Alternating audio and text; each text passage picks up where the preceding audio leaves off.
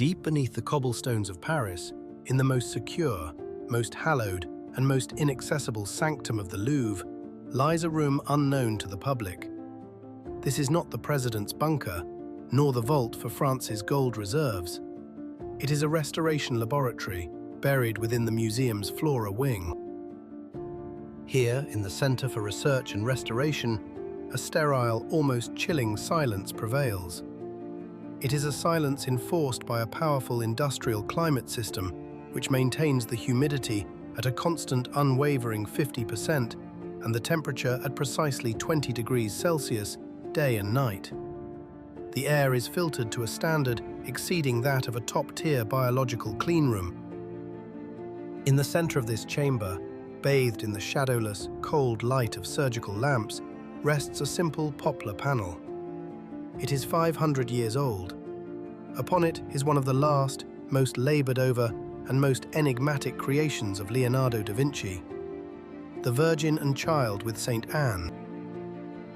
In the year 2010, the heavy armored doors to this room sealed shut.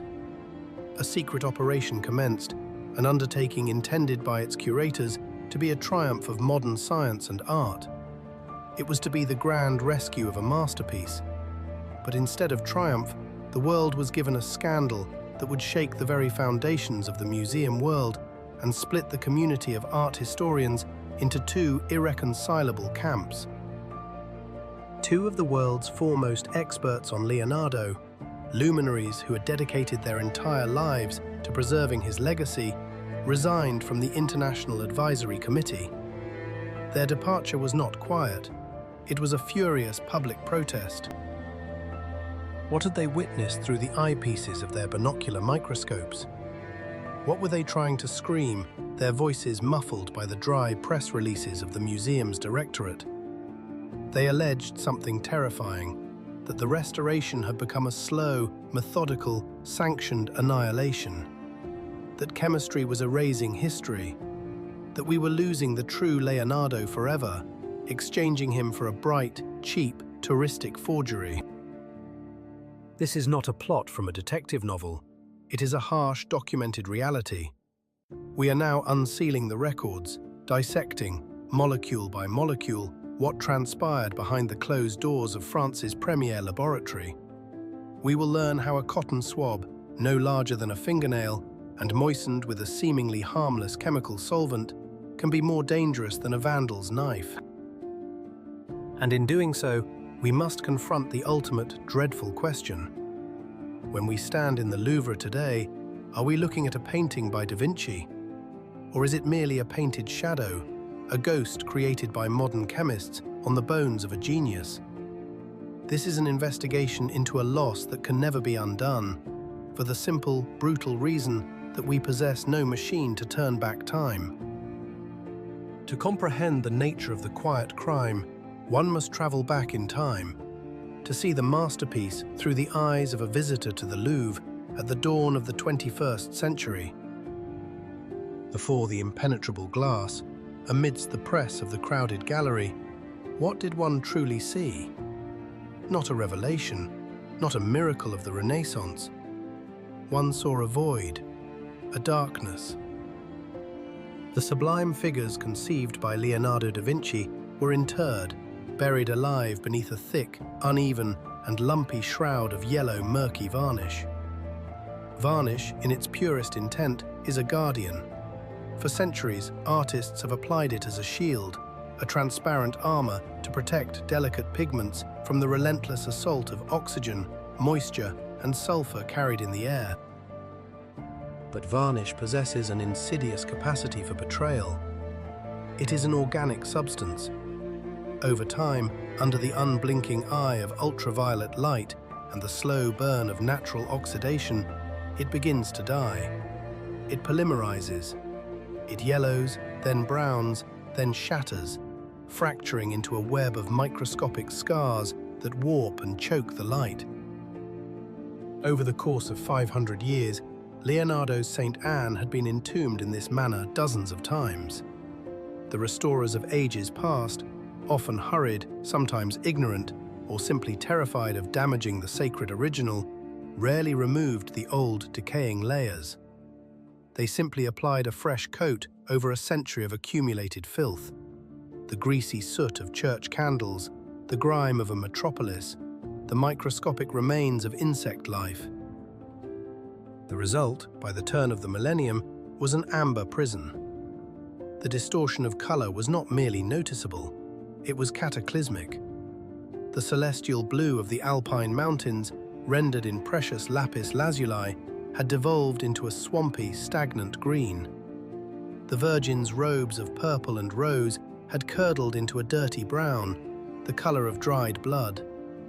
The faces of the Madonna and Saint Anne had grown flat, waxy and jaundiced, stripped of all life and inner luminescence. Leonardo's famed sfumato, that signature smoky haze, the very technique that dissolved flesh into air, had thickened into a grimy, impenetrable smog. But the assault was not merely on the palate, it was structural. Experts in the Louvre's laboratories raised the alarm. The ancient varnish had turned aggressive. As it continued its process of aging and desiccation, the film was contracting, shrinking, creating an immense surface tension. It was pulling, with relentless force, at the delicate paint layer beneath. It threatened to tear the masterpiece apart, to rip the pigment from its ground, creating a network of craquelure, fissures that could ultimately cascade into catastrophic loss. Action was imperative. The painting had to be cleaned. The decision to proceed with a full restoration was made at the very highest levels of the French state. It seemed a noble cause, a mission of liberation. To free a masterpiece from its dungeon and return it, reborn, to the world. Yet, within this mission of salvation lay a devilish detail, a complexity underestimated by the technocrats and managers of art. Leonardo da Vinci was no ordinary painter. He was an experimental chemist, an alchemist of art, obsessed with discovering new compounds and new methods. His very technique is a nightmare, a professional hell for any restorer. He did not paint with the thick, confident, impasto strokes of a Titian or a Rembrandt. He applied his paint in layers mere microns thick, veils of color as transparent and weightless as an infant's breath. These layers, known as glazes, are the secret to his magic, and they are the source of his profound vulnerability. It begins not with a brushstroke, but with a whisper of color, a glaze, then another and another. There can be 30, even 40 of these translucent layers, each one impossibly thin. It is here, in this patient accumulation of pigment and oil, that the optical alchemy is born. An infinite depth, a volume that seems to emerge from the very canvas, and the glow of skin that appears lit from within. This is the source of the legendary sfumato, the vibrating, dissolving haze where no hard lines exist, only the seamless transition of light into shadow. But within this mastery lies a fatal, insoluble paradox. The chemical composition of these delicate, authorial glazes is virtually identical to that of the old, darkened varnish that time has layered on top. The solvent, the tool of purification, has no eyes. It possesses no brain, no artistic taste. It is merely a chemical reaction, a blunt instrument in a sacred space. It cannot know where the grime of a 19th century restoration ends and where the priceless, sacred intellect of a genius from 1510 begins.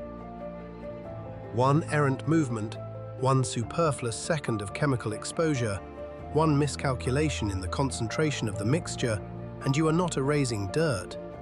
You are erasing the shadow on a Madonna's cheek. You are erasing the artist's final intention. You are performing an irreversible lobotomy on a masterpiece. This was the terror that haunted the old guard of experts, and it was this very nightmare, they believed, that began to unfold when the laboratory doors closed and the people in white coats approached the canvas.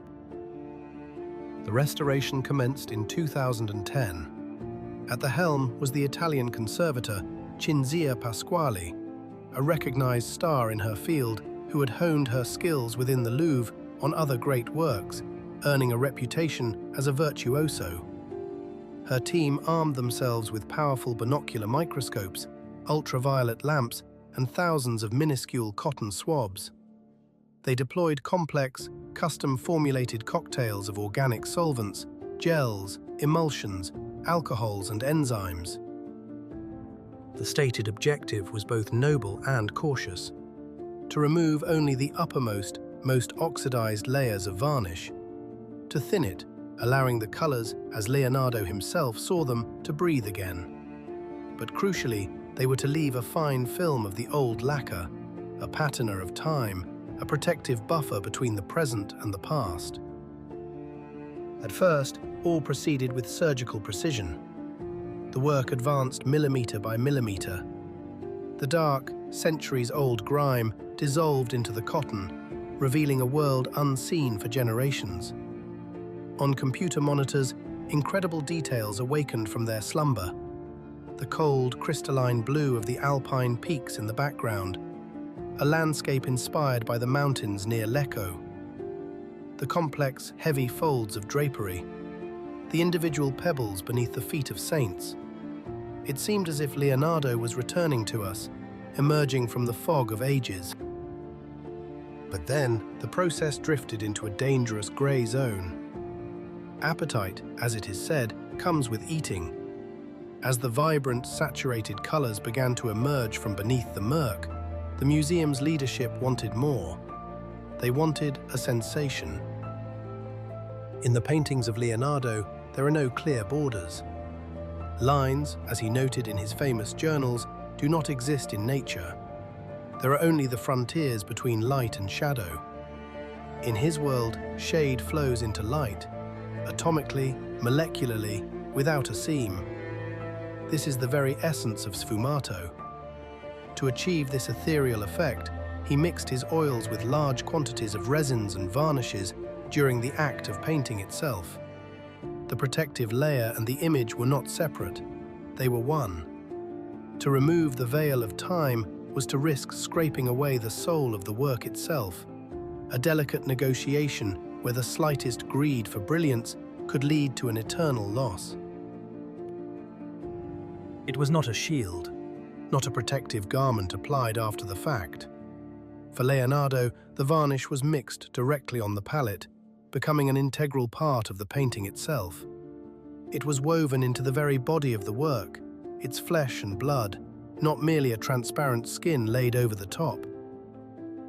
And so, as the conservators of the Louvre began their delicate work, peeling away the centuries, micron by painstaking micron, they confronted an impossible dilemma, one both technical and deeply philosophical.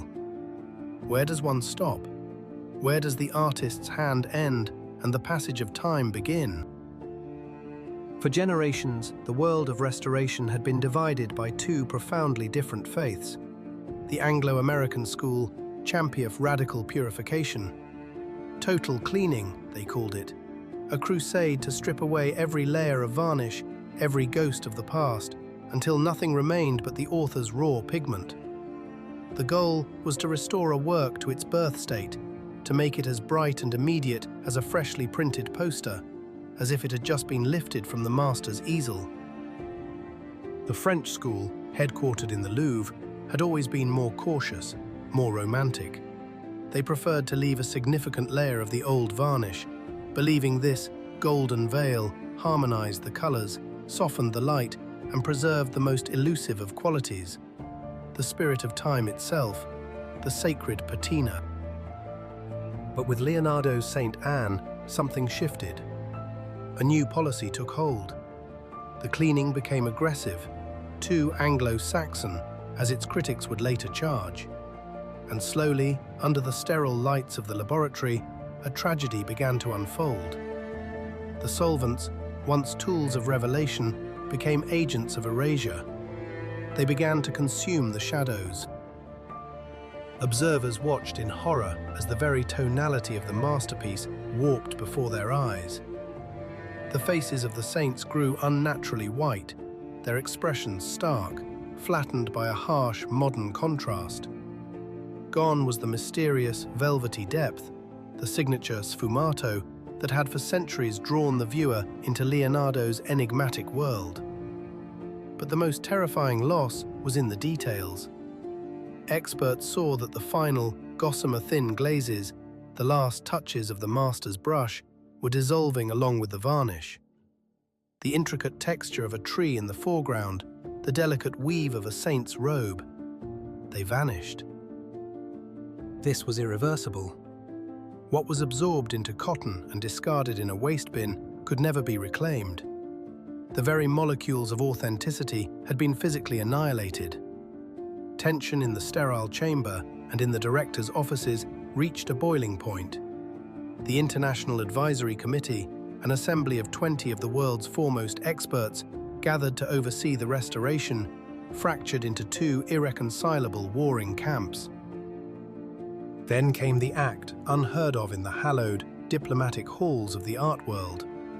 Two of France's most revered figures, Ségolène Bergeon-Langle, the former director of conservation for all the national museums of France, and Jean-Pierre Cousin, the Louvre's former chief curator of paintings, did the unthinkable.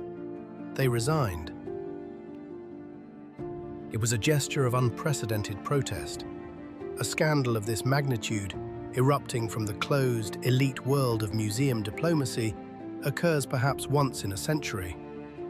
These disagreements are meant to be settled behind closed doors, in hushed tones over coffee, with polite smiles. One does not air the institution's linen in public for fear of frightening the sponsors and alarming the public. But here, silence was not an option. To remain quiet, they believed, was to become complicit in a crime against world culture. In letters and interviews, published with great reluctance by the French press, they broke the code of silence, forcing the world to confront a terrifying question. In our quest to see the past more clearly, do we risk erasing it altogether? In our desire to restore a masterpiece to its moment of creation, do we destroy the very history that made it a treasure? A schism had formed within the hallowed halls of the Louvre, a bitter dispute that pitted the world's foremost Leonardo da Vinci experts against the very institution charged with protecting his legacy. Fearing a public quarrel with the all-powerful museum, two of its most senior advisors resigned from the Restoration Committee, but not before leveling a devastating charge. They accused the museum's leadership of chasing a cheap, superficial effect, a garish brightness calculated for tourist appeal. In their eyes, the masterpiece, the Virgin and Child with St. Anne, was being transformed into something akin to a postcard from a souvenir shop, a glossy poster. Leonardo, they argued, never employed Schuylkill world built on nuance, not on jarring contrast. It was a universe of shadow and suggestion, not of spectacle. The most ferocious battle was waged over the face of St. Anne. After the cleaning, a strange, unnatural white patch bloomed upon her cheek. The restorers insisted it was a highlight, a glint of light intended by the master himself, finally revealed after centuries of accumulated grime. The critics cried sacrilege. They called it a classic case of over-cleaning, a chemical scalping that had stripped away the delicate, final glazing layers, the subtle umbers and burnt siennas that Leonardo used to modulate form and volume. In their place, the raw, white ground of the preparatory layer, a stark lead white, had been brutally exposed. The consequences were catastrophic. The eyes of St. Anne, which once gazed out with a universe of maternal tenderness, of wisdom and a deep prophetic sorrow, for she knows the future sacrifice of the Christ child, now appeared as empty black holes. They stared from the flat porcelain face of a doll. The gaze had lost its depth, its soul. The Louvre defended itself with aggressive, professional precision. The director of paintings, Vincent Pomered, gave a flurry of interviews. He painted the critics as conservatives, traditionalists who had simply grown accustomed to seeing the painting dirty. We mistake grime, soot, and oxidized varnish, he argued, for mystery and spirituality. Leonardo, he countered, was a master of color. He loved expensivim, liberating the painting from its darkened prison. They presented complex graphs of spectral analysis, chromatograms proving the safety of their solvents. But the fact remained. The people who had dedicated their lives to the study of Da Vinci, who knew every millimeter of his work, had walked out, slamming the door behind them. They refused to lend their names, to sign their approval for what they called the assassination of a masterpiece. To understand the existential horror of the situation, one must remember another of Leonardo's great tragedies, a phantom that hung over Maria delle Grazie monastery in Milan. It is the most vivid, most painful example of how restoration can become a catastrophe centuries in the making. Leonardo was a celestial genius, but he was a catastrophically flawed technologist of the fresco. He despised haste. He refused to paint on wet plaster, al fresco, as centuries of Italian tradition demanded. That technique offered only a few precious hours while the lime in the plaster was still damp and the chemical reaction of carbonization could bind the pigment to the wall. He wanted to change, to correct, to work slowly for months, applying layer upon translucent layer. And so, he invented his own untested method, a fateful concoction of oil and tempera, painted upon a dry wall sealed with gesso and pitch. It was a quest for a new perfection, and it was a decision that sealed the masterpiece's doom from the very moment of its creation. It was a fatal decision, an original sin of chemistry committed at the very moment of creation. The paint, an experimental tempera concocted by the master himself, refused its sacred pact with the wall. It never truly bonded, and so the decay began almost immediately. Within a mere 20 years, while Leonardo da Vinci still walked the earth, his masterpiece, The Last Supper, began to flake and peel, shedding its skin in a slow, inexorable cascade of colored dust. And 19th centuries, a succession of artists, men who considered themselves masters in their own right, approached the dying fresco not with reverence but with ambition. They took up brushes and pigments and simply painted over the crumbling original. Faces were redrawn, their expressions fundamentally altered to suit the tastes of a new era. The subtle hues of the apostles' robes were buried beneath vibrant alien colors. In an act of supreme arrogance, they even painted legs onto the table, a detail Leonardo had never intended. By the middle of the 20th century, almost nothing of Da Vinci remained visible. The wall in the Santa Maria delle Grazie was a palimpsest, a grotesque coloring book painted over the faint ghost of a genius. Then, in 1978, came the great epic restoration. Under the leadership of Pinin Brambilla Barcellon, a monumental, almost surgical intervention began. It would last 21 years, longer than the master himself spent creating the fresco. Barcellon made a radical, terrifying choice: to remove every single layer of later editions, to peel back 500 years of clumsy repainting and well-intentioned vandalism.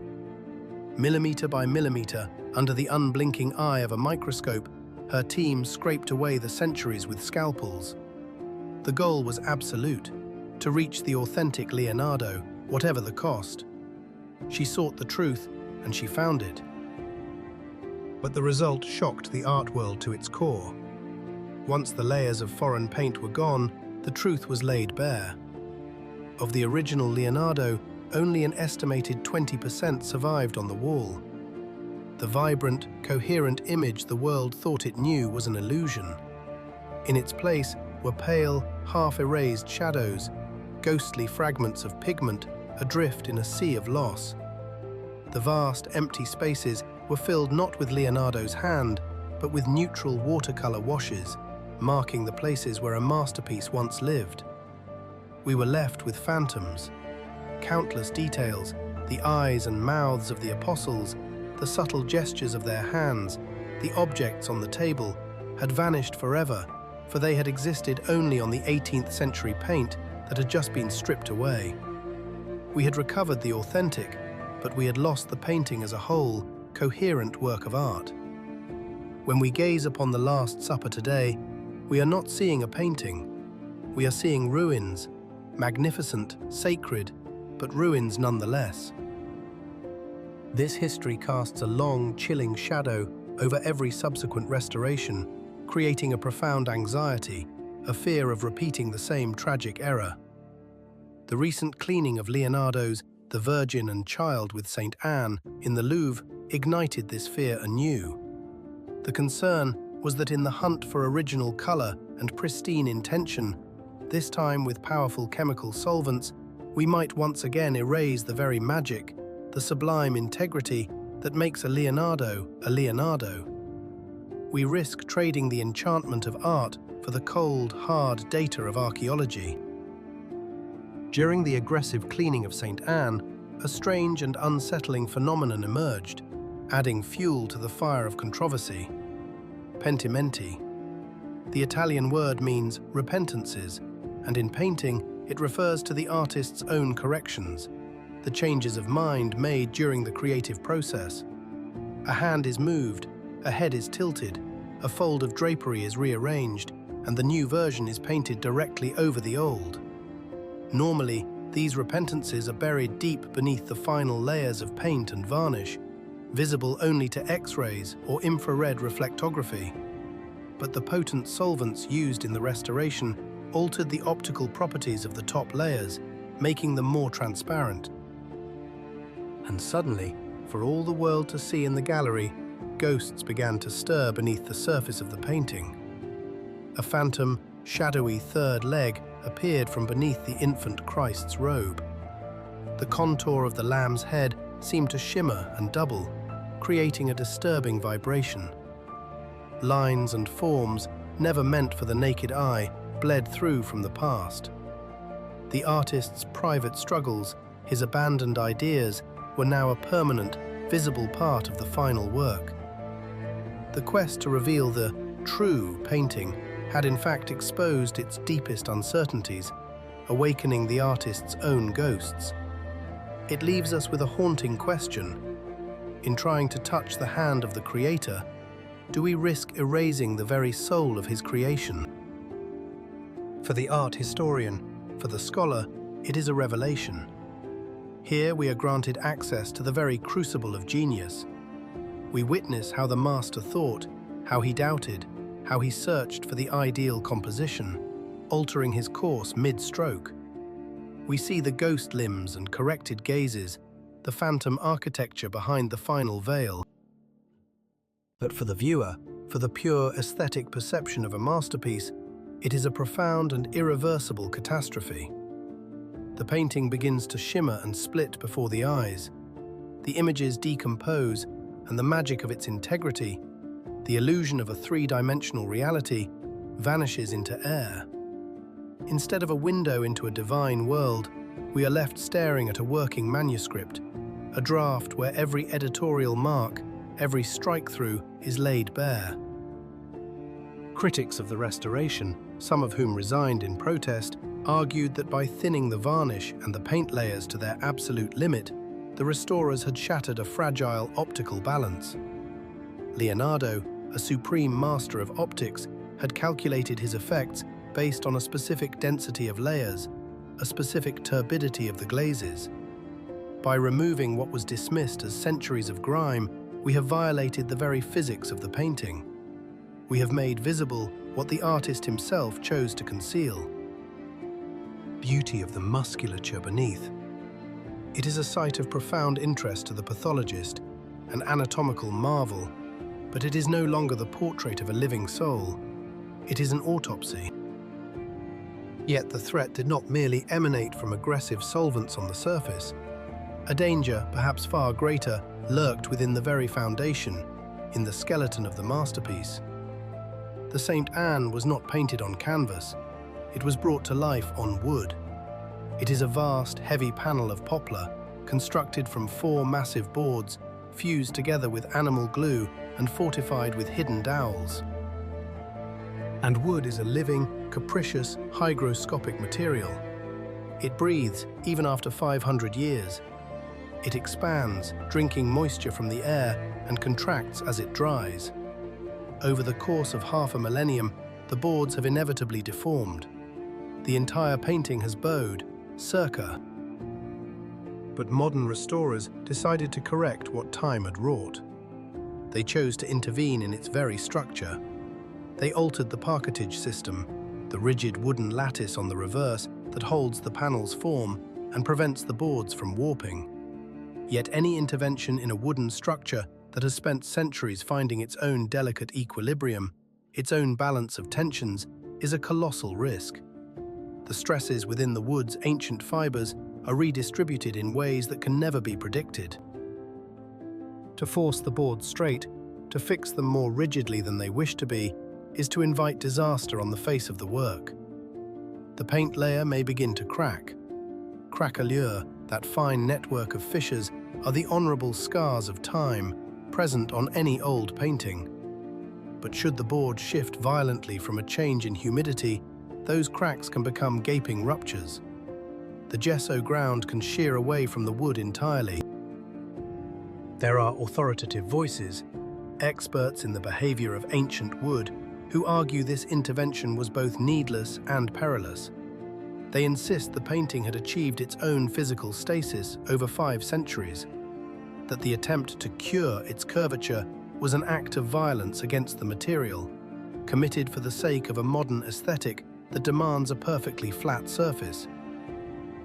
We cannot know how this wood will behave in 10 years, or 2 ticking silently within its wooden frame. Microfissures, invisible to our eyes today, may be spreading, silently, through the darkness, waiting for the moment to reveal the true cost of our desire to halt the river of time. In the year 2012, after 2 long years of bitter disputes, of scandals and secret meetings, a resurrected canvas was unveiled to the world. Within the hallowed halls of the Louvre, Leonardo da Vinci's final masterpiece, The Virgin and Child with Saint Anne, was presented to the public, and the public gasped. A wave of astonishment rippled through the crowds. Before them was a revelation of color, an azure sky of impossible depth, robes of a vibrant, shocking pink, grass so emerald and lush it seemed to breathe, and water in a stream so transparent one could almost hear it flow. It was beautiful. It was bright. It was undeniably modern. It possessed the hyper-real clarity of a high-definition screen, its saturation pushed to the absolute limit.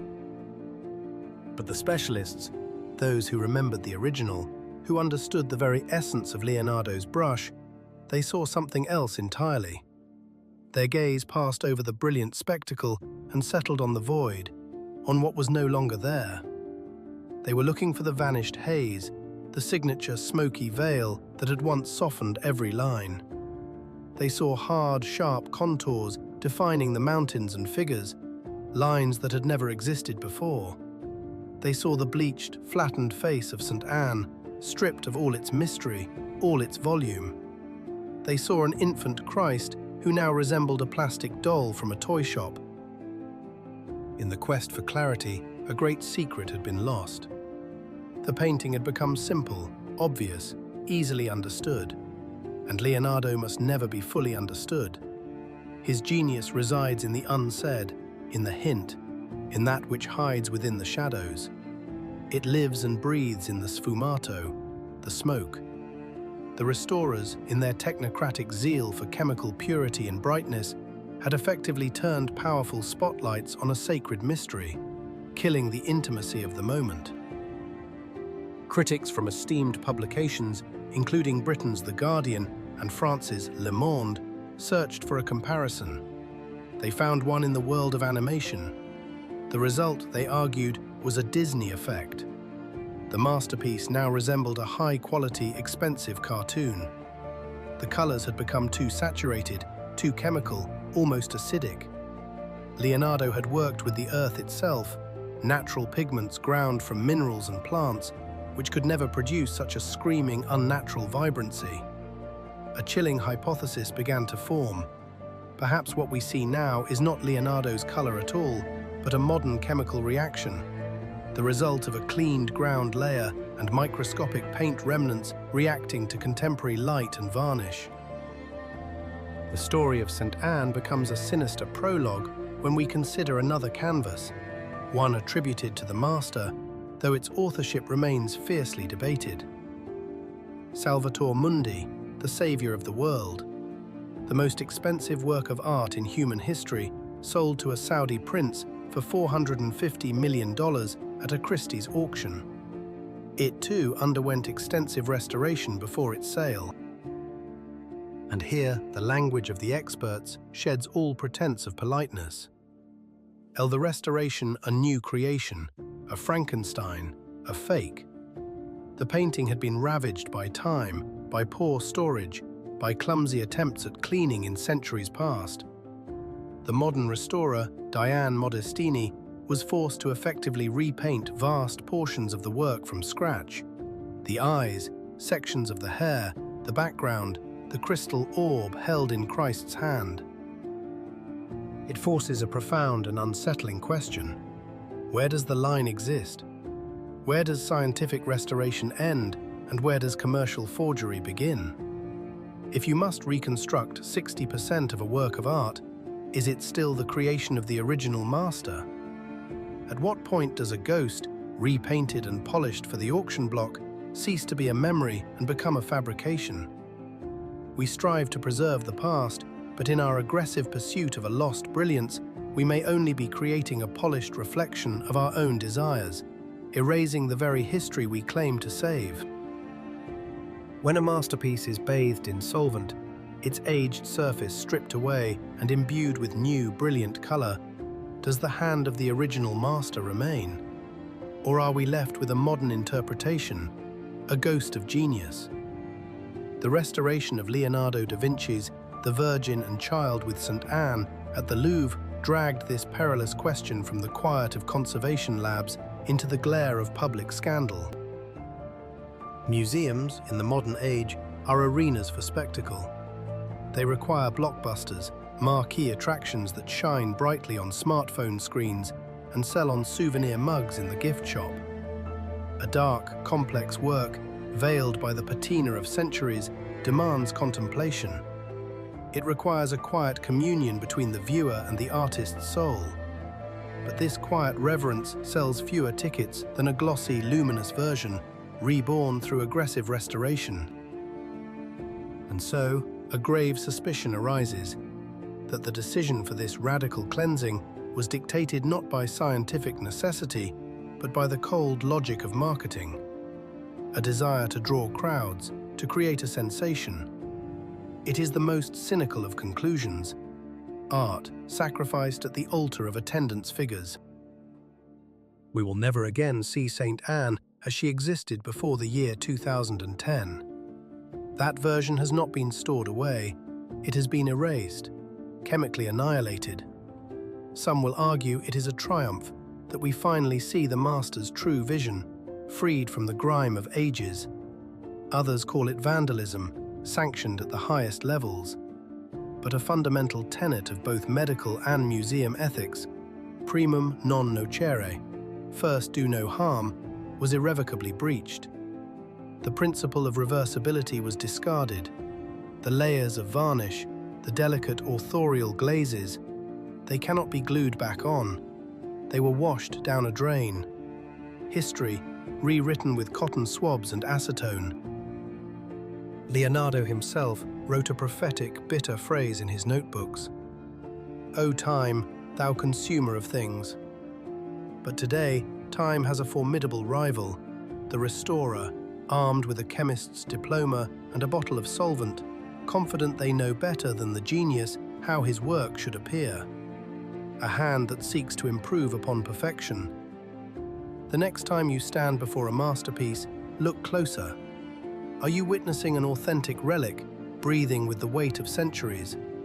Or are you admiring its brilliant, commercially successful mummy, an effigy of the original, perfected for an age that values spectacle over soul?